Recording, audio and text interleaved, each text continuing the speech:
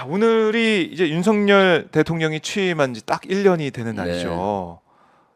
1년 총평하신다면 어떻습니까? 모든 분야에서 후퇴를 했는데 아, 특히 저는 안보 분야가 엄청난 안보 위기로 안보 위기를 초래하고 있다. 안보 위기를 예, 예. 초래하고 있다. 네, 이렇게 평가하고 싶습니다. 그래요. 네. 그러면 저희가 몇 가지 나눠서 볼 수 있을 것 같은데 우선은 국내 네, 우리 대한민국 안에서 있는 이 상황 안보의 후퇴 네. 어떤 걸 좀 볼 수가 있을까요? 가장 안보적으로 보면은 첫 번째 했던 것이 대통령실의 용산 졸속 기전이잖아요. 그걸로 인해서 안보의 공백이 네. 계속되고 있다.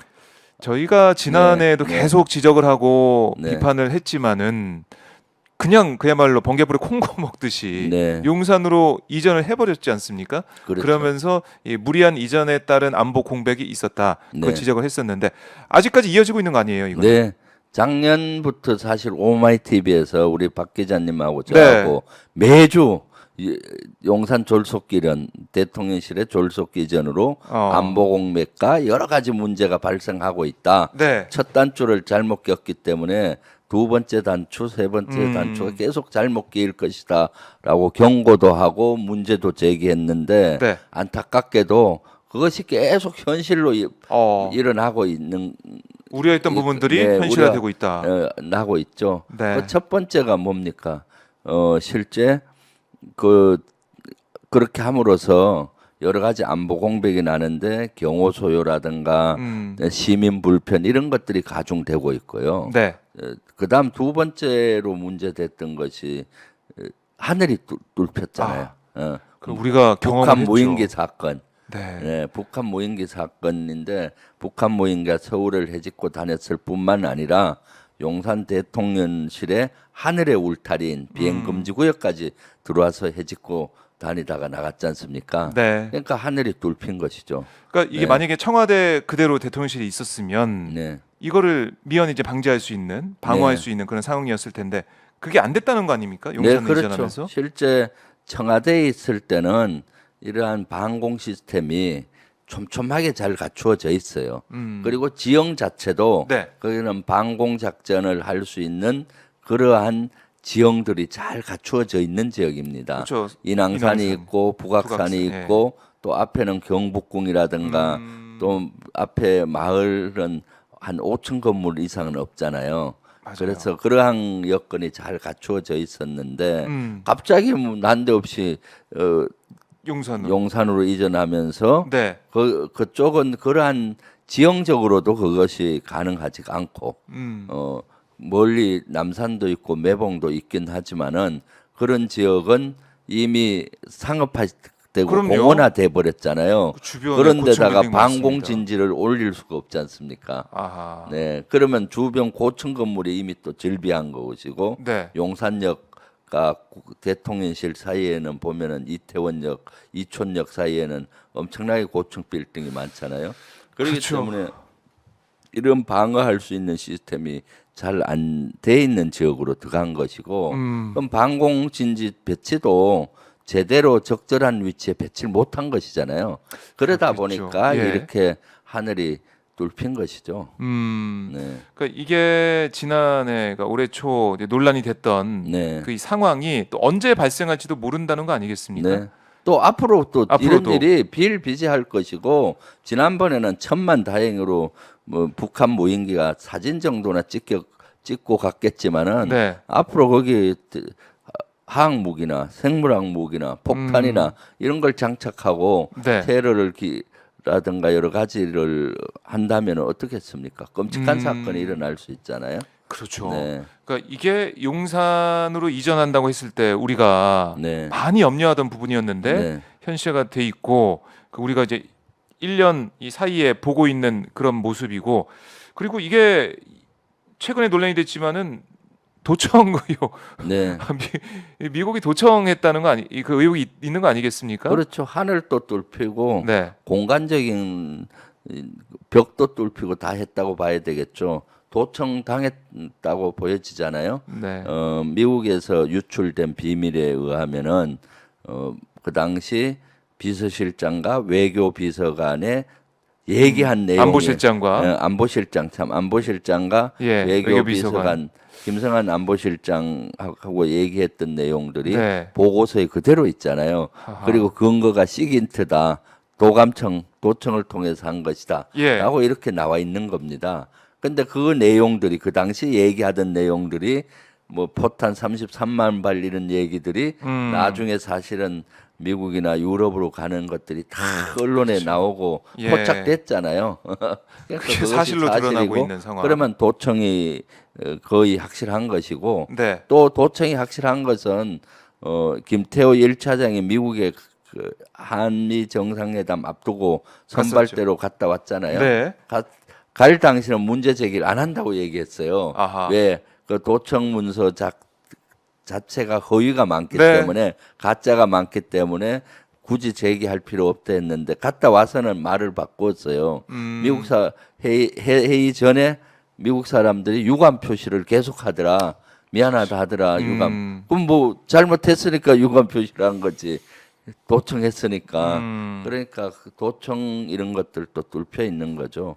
그럼 이것은 앞으로도 계속 이런 문제가 그러니까요. 구멍이 나는 겁니다. 이걸 구멍을 틀어 막아야 되는데 틀어 막지 못하니 네. 지금 대통령실에서 일어나는 일거수일투족과 얘기들이 아. 다 고스란히 미국에 이렇게 나갈 확률이 많은 것이죠. 그리고 그것이 미국만이 아니라 네. 중국이든 일본이든 러시아든 주변국 또는 북한 이런 테러 세력들에게 북한 세력들에게도 갈 수가 있는 것이죠. 그러니까요. 네. 이 만약에 이제 청와대에 있었다면 뭐 물론 일각에서는 청와대에 네. 있어도 뭐 미국의 도청 능력이 어마어마하기 때문에 네. 도청을 안 당했다고 장담할 수 있냐. 그리고 지금 정부의 윤석열 대통령도 MBC 인터뷰에서 얘기했지만 신뢰가 있으면 흔들리지 않는다 이렇게 얘기하면서 문제 제기도 네. 안 하고 있는 그런 상황이기도 합니다. 이건 좀 어떻게 보세요? 그러니까 사실은 미국 한미 동맹 자체는 신뢰를 바탕으로 해요. 네, 신뢰일수록 도청하면 안 되는 거죠. 믿으니까 믿으니까. 믿는 이것은 동맹국인데. 도청을 한다는 것은 믿음에 금이 가는 겁니다. 그래서 금이 가면 어떻게 하겠어요? 잘 봉합을 해야 되지 그렇죠. 않습니까? 봉합을 하면은 도청했던 주최국이 가해자가 사과를 하고 재발 방지 대책을 얘기하고 해야 이게 믿음이 봉합되는 겁니다. 네. 제대로 된 봉합들이. 근데 지금은 덮고 가잖아요. 아하. 미국이 했으니까 동맹이 했으니까 악의적으로 안 하고 선의로 한 것 같으니까 아하. 그냥 넘어가는 겁니다. 신뢰한다 우리는. 덮어주면은 상처가 곰잖아요. 네. 그런 거와 마찬가지입니다. 그거 우리가 치료를 어디가 해야 아플 되는데. 때 그걸 도려내고 거기에 아프지만 도려내고 다시 치료를 해야 제대로 약 되는데 바르고. 예. 그냥 봉합해 버리면 그 안에 곪게 되잖아요. 아. 그것은 언젠가 병을 더 키우는 꼴이 되는데 예. 윤석열 정부는 한미 동맹을 중시한다는 명분하에 골마 터지게 만들고 있는 거죠. 네.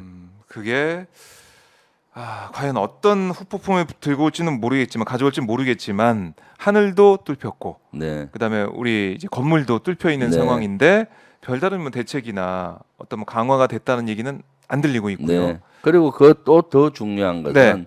거기에 대통령실도 있지만은 국방부 합참이 같은 지역에 있잖아요. 그러면 대통령실만 뚫힌 것이 아니라 국방부 합참 우리 네. 군이 다 뚫혔다고 봐야 되겠죠. 그렇게 된다면 어떻게 되겠어요? 안보 공백이 일어나는 것이고 네. 앞으로도 계속 취약해지는 겁니다. 아. 그리고 테러에도 대단히 위험한 상태에 놓여 있는 거고요.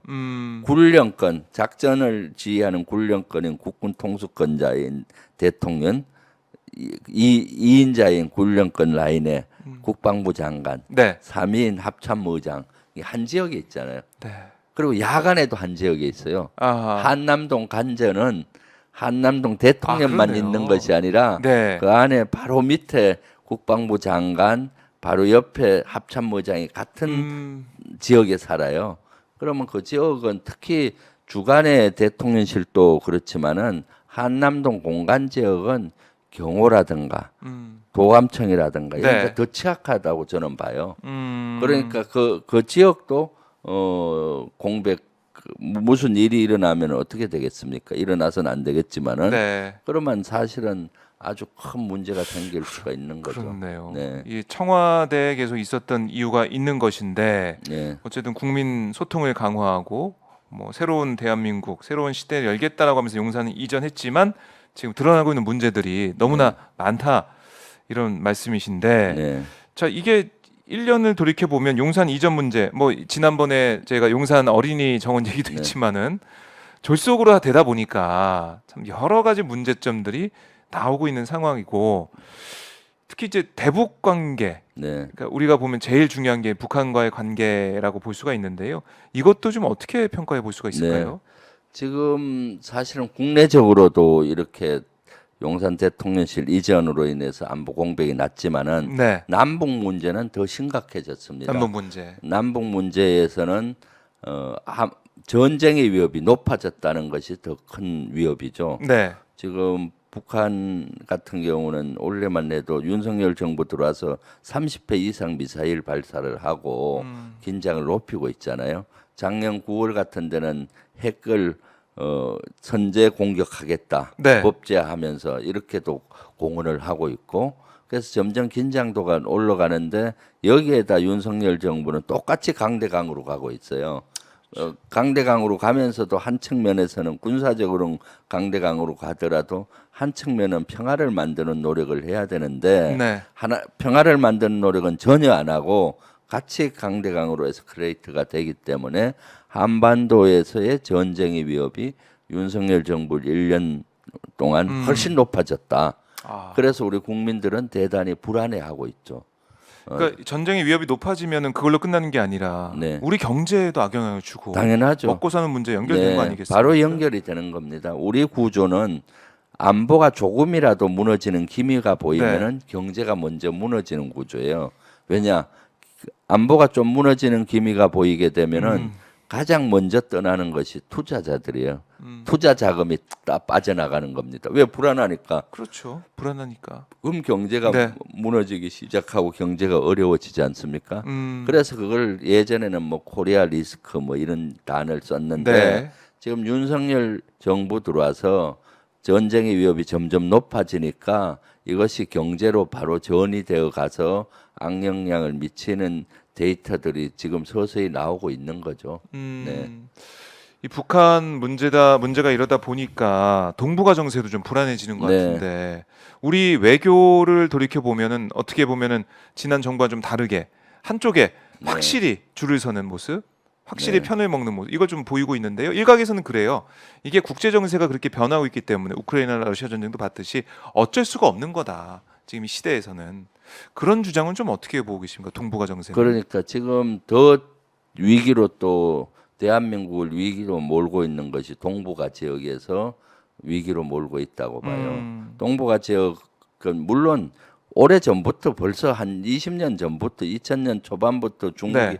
부상하면서 미중 패권 전쟁 이런 단어를 쓰잖아요. 그랬죠. 그래서 이쪽에 지각 변동이 일어나고 있는 건 사실입니다. 네. 동북아 지역이 그럴수록 더 현명하게 해야 되는데 지금은 마치 어떻게 됩니까? 저 말해도 하지 않아도 될 대만 문제를 꺼내니까 중국에 그 각을 세우고 중국과 점점 멀어지고 있잖아요. 네. 하지 말아야 될 것들을 함으로써 점점 이 동북아의 불안정성에 기름을 확 들어 부어서 아. 더 동북아의 불안정성을 높이고 있는 거죠. 윤석열 대통령이. 불안해지고 있다. 네. 그러니까 중국과 러시아 관계. 네. 그러니까 지금 뭐 이 언론 인터뷰에서도 얘기를 했지만은 그걸 만약에 이어지게 된다면 북중러 한미일 네. 이렇게 나눠지게 되는데 이게 예.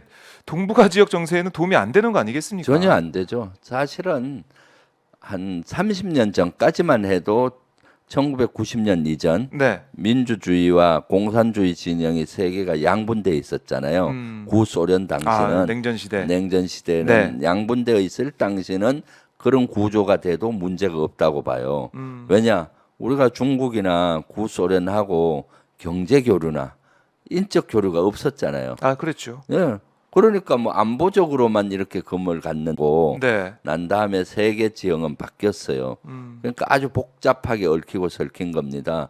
중국하고도 안보의 위협이나 이런 것도 있지만은 경제 교류가 얼마나 활발해지고 특히 중국은 수출입 1위 국가잖아요, 우리나라하고. 그다음 인적 교류, 네. 문화 교류 이런 아. 것들이 얽히고 설켜 있는 거고 러시아하고도 마찬가지입니다. 러시아하고도 30년 아주 우호 관계를 유지하면서 네. 우리 교민들도 한 16만 계시고 160개 이상 기업들이 가 있고 또 그런 관계를 30년 쌓다 보니까 러시아의 주민들의 대다수는 한류 열풍 덕도 있고 이러한 노력 덕에 대한민국에 대한 대단한 우호적인 생각을 하고 있어요. 얽히고 설켜 있는 겁니다. 네. 이것을 안보의 잣대로 한미일 북중러 구조로 만드는 것은 너무나 어리석은 거죠.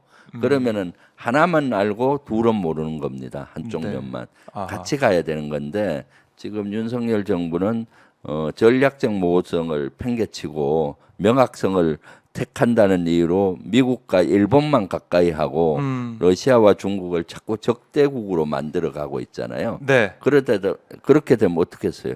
북한 하나 갖고도 버거운데 강대국 2개의 적대국을 만드는 꼴이 되니까 더욱더 어려워지는 거고 그것보다도 더 어려워지는 것은 바로 경제와 우리 교민들의 안전에 바로 직격탄을 맞는 겁니다. 예. 러시아 예를 한번 들어보면은 우크라이나 전쟁이 지금까지 우리가 국제적인 어떤 중추국가로서 역할을 해왔어요. 네. 우크라이나 지원 안 한 것이 아닙니다. 러시아가 우크라이나를 침략했을 때 러시아의 침략을 규탄하고 우크라이나에 대한 인도적 지원, 비군사 지원을 했어요. 그랬죠. 그러니까 군사면에서도 전투복이나 헬멧이나 방탄복, 전투 식량 이런 것들을 제공했어요. 그 정도로 충분한 겁니다. 네. 근데 이제 살상 무기라든가 군사 무기를 지원하는 가능성을 윤석열 대통령이 언급했잖아요. 그렇습니다. 그러니까 지금 러시아가 그렇게 되면 러시아와의 관계가 파탄난다. 그렇게 되면 적대국이 될 것이다라고 지금 선언하고 있잖아요. 네. 그런데 아마 그 우크라이나에 살상 무기를 지원하는 쪽으로 점점 가고 있는 것 같아요. 그러니까 러시아하고도 완전 적대국을 만들어 버리고. 뭐 전쟁 벌이는 네. 그 나라가 되는 거죠, 결국에는. 그렇죠. 네. 그래서 이게 이렇게 편 나누고 편 가르고 그리고 아예 한쪽으로 가버리는 게 과연 우리 국익에 도움이 될 것이냐 네. 이 차원으로 접근을 해야 되는데 지난 1년간을 돌이켜 보면 외교 안보 윤 대통령은 자화자찬을 했지만 김병조 의원님이 지적해 주신 대로 너무나 후퇴하는 부분들이 많다. 네. 전략적 모호성을 버린다는 건 참 네. 어리석은 겁니다. 지난번에 조태용 안보실장이 한미 정상회담 이후 그 언론에 나와서 전략적 모호성을 버리고 명확성을 띈다 이렇게 얘기를 했어요. 예전에 그것은 진짜 어리석은 일입니다. 어리석다. 전에도 한번 말씀드렸는데 네. 전략적 모호성은 그냥 용어가 좀 어려운 건데 사실은 3살, 4살 난 어린 아이도 전략적 모호성의 지혜를 알아요. 예. 그러니까 예를 들면은 우리가 부모들이 짓궂은 질문을 하잖아요. 엄마 좋아. 엄마 좋아, 아빠 좋아. 그러면 분명히 어린 아이나 유치원생 아이들은 엄마가 더 좋던가 아빠가 좋던가 50대 50으로 똑같이 좋아하지는 않을 거예요. 누군가는 그렇죠. 한쪽을 더 좋아하죠. 네. 그럼에도 불구하고 가정의 행복을 위해서 엄마 아빠 똑같이 좋아 이렇게 얘기하면은 엄마 아빠가 다 행복합니다. 행복하잖아요. 네. 근데 그런 지혜가 있어요. 아이들이. 그것이 전략적 모호성이고 네. 또 전략성 명확성을 띌 때 명확성을 띄어요. 어린애들은 뭐냐? 엄마 혼자 있을 때 엄마가 물어요. 엄마 좋아, 아빠 좋아. 그럼 엄마가 제일 좋아 이렇게 하는 거고 아빠하고 있을 때는 둘만 있을 때는 아빠가 또 묻잖아요. 네. 그럼 아빠가 제일 좋아 이렇게 명확하게 또 명확성을 띠는 거예요. 그렇네요. 근데 지금 윤석열 대통령과 윤석열 정부가 하는 꼴은 어떤 일이냐? 네. 제가 꼴이라고 하고 싶어요. 하도 엉터리 같아서 예. 하고 있는 일은 어떤 형태냐? 엄마 아빠가 누구 좋아하면은 엄마 아빠 똑같이 좋아가 아니라 엄마가 더 좋아하고 엄마한테 안겨서 그까지가 아니라 안긴 상태에서 난 아빠가 싫어. 아, 아빠 담배 피우셔 싫고 아빠가 뭐 싫어. 예. 아빠 미워. 이거 이렇게 얘기하는 거랑 똑같은 거예요. 아, 그러면 엄마가 좋아하는 그것만 갖고도 네. 아빠가 기분이 살짝 나쁜데 아빠 미워. 아빠 싫어하면 어떻게 되겠어요? 가정의 평화가 깨지지 않습니까? 네. 지금 윤석열 정부가 그겁니다. 일본 좋아, 미국 좋아. 아, 그렇게만 얘기하고. 그렇게만 얘기하면 괜찮은데 괜찮은데. 중국 미워, 러시아 미워. 그래 중국 너들 말이야 대만 문제 얘기 안 해도 될 대만 문제 막 얘기하니까 아, 중국에서 어떻게 하겠어요? 아킬레스건을 건드렸으니까 네. 문제가 되는 거고 러시아 너들 우크라이나 침략한 거 그렇네요. 규탄해. 그까지는 괜찮아요. 자기들이 네. 침략국이니까. 그리고 우크라이나의 비살상 무기나 인도적 지원까지는 그래도 러시아가 우리는 비우호국이라는 명칭으로 그냥 했어요. 왜? 러시아도 우리와 앞으로 미래 관계를 가져가야 되는데 네. 근데 살상 무기를 주면은 러시아 너들 뭐 막 이렇게 미워하면서 얘기하는 거랑 똑같은 거죠. 네. 아, 이 비유를 쉽게 해 주셨는데 아이도 어린 아이도 네. 가지고 있는 전략적 모호성 네. 그게 가정의 평화를 위해서 꼭 필요한 그런 부분을 아이도 알고 있는데 네. 우리 대통령은 왜 그렇죠. 이걸 모른 척 하는 건지. 예, 예. 그래서 대통령과 윤석열 정부는 네. 전략적 모호성과 전략적 명확성을 두 개 다 같이 해야 되는 겁니다. 경우에 따라서 미국에 갔을 때는 명확하게 한미동맹 중요하다 이렇게 얘기하는 거가 네. 맞고요. 그런데 이제 중국과 러시아와 일본 관계에서는 모호성을 유지해야 되는 거죠. 네, 그런데 모든 분야에서 명확성을 한다고 이렇게 하니까 네. 이것은 외교가 아니고 싸우자는 거죠, 사실은. 싸우자는 예, 거다. 예, 중국과 러시아와 싸우자는 것밖에 안 보이는 거죠. 그러니까 외교가 실종됐다 이렇게 보여지는 겁니다. 외교란 것은 51대 49 정도 주고받는 관계인데 그렇죠. 주기만 하고 네. 받는 거는 선의의 기대잖아요.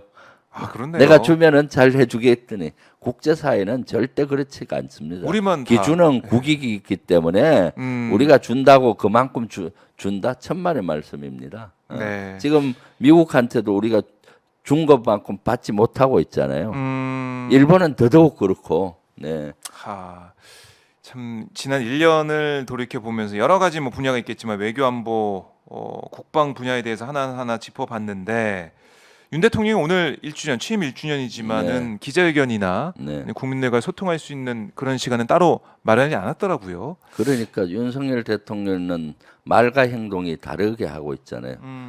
대통령실을 용산으로 이전할 때 네. 대의 명분이 뭐였습니까? 아, 소통. 소통하기 위해서 간다. 그렇죠. 청와대는 구중궁궐이기 때문에 네. 국민과 소통이 안 된다. 그래서 가면은 기자들한테 수시로 가서 찾아도 가고 얘기도 하고 하겠다. 소통을 잘하겠다 해서 처음에 한 것이 도스태핑 같은 거 있잖아요. 했었죠. 출근길 문답했는데 예. 자꾸 문제가 되니까 그것도 중단해 버렸잖아요. 음. 그리고 또 기자회견이나 뭐 이런 거 수시로 한다 그러는데 예를 들면 취임 1주년이면은 기자회견을 하면서 국민과 소통하는 시간을 가져야 되는데 그런 것들을 갖지 않고 있죠. 지난번에 국민과에 대한다고 무슨 뭐 정책 토론회 같은 걸 할 때도 네. 거의 뭡니까 사전 예행 연습을 막 하는 모습도 보였잖아요. 아, 그런 보도가 그리고 있었죠. 사전에 질의자를 지명하고 하는 모습들 그런 것들이 보였는데 실제 솔직하게 국민과 소통하는 모습이 안 보이고 있죠. 소통한다고 대통령실로 용산으로 갔는데 네. 지금 소통은 실종되고 있죠. 결국 소통은 실종이 되고 여러 가지 리스크 네. 이것만 좀 커진 그런 상황이다. 국민과의 네. 소통도 실종됐고 음. 또 국민의 대표인 국회의원하고도 소통이 아, 실종됐다고 봐야죠. 특히 야당. 야당 네. 대표를 아직까지 안 만나고 있죠. 1년 동안 아직도 야당 대표인 이재명 대표하고 만나지 않았다는 것은 아마 역사상 처음일 겁니다. 그렇네요. 이것은 일을 네. 5년 동안 내가 이런 일을 하겠다는 욕심이나 의지가 없는 것 같아요. 일을 하려면 어떻게 하겠습니까? 국회의 협력을 받아야 되잖아요. 그렇죠. 법안도 만들어야 되고 네. 예산도 통과해야 되고 음. 또 여러 가지를 해야 되는데 네. 국회 야당 대표하고 소통을 안 한다는 것은 야당하고 안 한다는 것은 일을 제대로 할 의지가 없다 이겁니다. 일을 하려면은 소통할 수밖에 없습니다. 그렇죠. 네, 예, 예, 예. 만나고 설득하고 내 얘기도 하고 상대방 얘기도 들어주고 그럼요. 풀어야 되는데 네, 그게 없었다. 네. 자, 이제 1년이 돼서 이제 앞으로 뭐 4년 더 윤석열 정부가 여러 가지 계획하는 것들을 해 나가려고 할 텐데 국민들과의 소통, 야당과의 소통이 없으면은 정말 하나도 할 수가 없는 상황이 이어지게 될 거다. 이렇게 저는 전망해 사실 보겠습니다. 정치가 뭐냐 네. 물으면 소통이라고 봐요. 아, 정치가 소통이라는 소통. 거죠. 왜냐 정치인들은 특히 국회의원이든 선출직들은 국민을 대표해서 그 자리에 가서 국민을 대표해서 목소리도 내고 국민을 대표해서 그렇죠. 정책을 하는 거지 않습니까?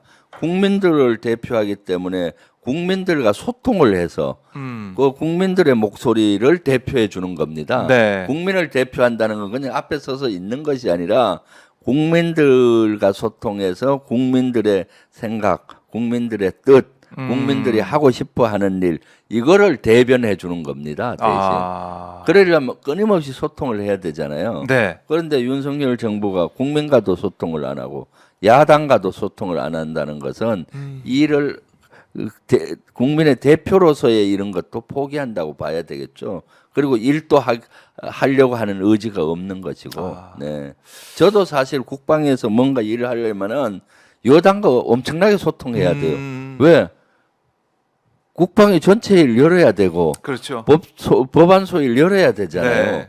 하고 싶은 법안을 통과시켜야 되는데 여당에서 안 열어주면 못 하잖아요. 그러니까 예. 계속 설득하고 국방의 전체 일을 또 하고 소통하지 않고는 이루어질 수 있는 것이 없어요. 하물며 정부 기관은 더더욱 그렇습니다. 국회와 소통해야 하는 것이고 네. 야당과 소통하는 것인데 음. 지금 저는 도저히 이해가 안 가는 부분이 이 부분입니다. 그래요.